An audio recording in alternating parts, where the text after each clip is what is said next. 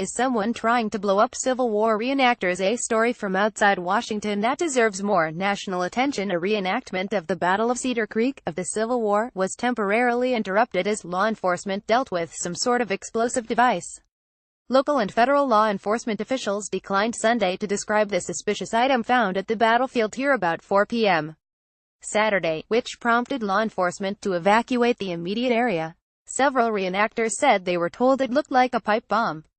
In a statement Sunday, the FBI said that the device was located during an annual reenactment of the Battle of Cedar Creek. No persons were harmed and the device was rendered safe by the Virginia State Police. Dee Robisky, an FBI spokeswoman, said Sunday that the Bureau was not elaborating on the device. The FBI is investigating the incident, along with the Bureau of Alcohol, Tobacco, Firearms and Explosives, the Virginia State Police, the Frederick County Sheriff's Office and the Middletown Police Department. The battle reenacted Sunday took place on October 19, 1864, and was a Union victory. Last week, organizers of the Cedar Creek event posted a warning on the group's website. We would like to make everyone aware that the Cedar Creek Battlefield Foundation has received a letter threatening bodily harm to attendants of this event, the foundation said in the statement. With this in mind, security has been increased and we ask that everyone work with us for a safe and enjoyable event. What's going on here? The organizers and law enforcement seem particularly tight-lipped about what the threatening message stated. One reenactor quoted in the story relates that the letter sent to the foundation threatened that excrement would be thrown or weapons fired at the reenactors. Why would someone hate a Civil War reenactment so much? The simplest and most logical explanation is that this is a new, violent extension of the effort to remove Confederate statues. Down in New Orleans, the now-removed Battle of Liberty Place Memorial had the inscription "United States troops took over the state government and reinstated the usurpers," but the national election of November 1876 recognized white supremacy in the South and gave us our state.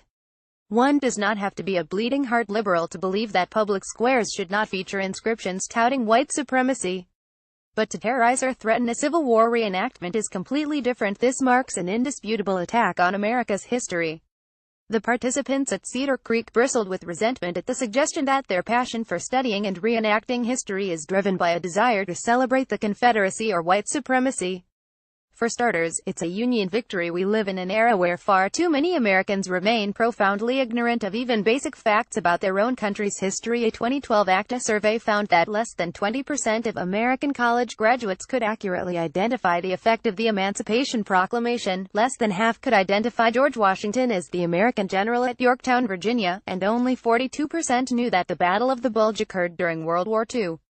And somebody wants to put a stop to a tradition that gets Americans to travel to Civil War battlefields and actually learn what happened there. Who did this? The proudly ignorant insurgency, the counter-education guerrillas, the anti-history brigade. If Civil War reenactments are somehow unacceptable because of people playing the roles of Confederate soldiers, how much further must this effort to erase history go? Museums, books, movies, or television shows. There is also the possibility that someone made the threat and left the device to discredit the effort to remove Confederate statues.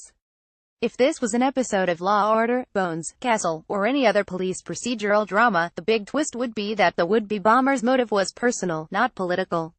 You no doubt have heard the Santayana quote, "Those who do cannot remember the past are doomed to repeat it." I can't help but wonder if those who did worst in history class are determined to destroy it because it reminds them of their inadequacies.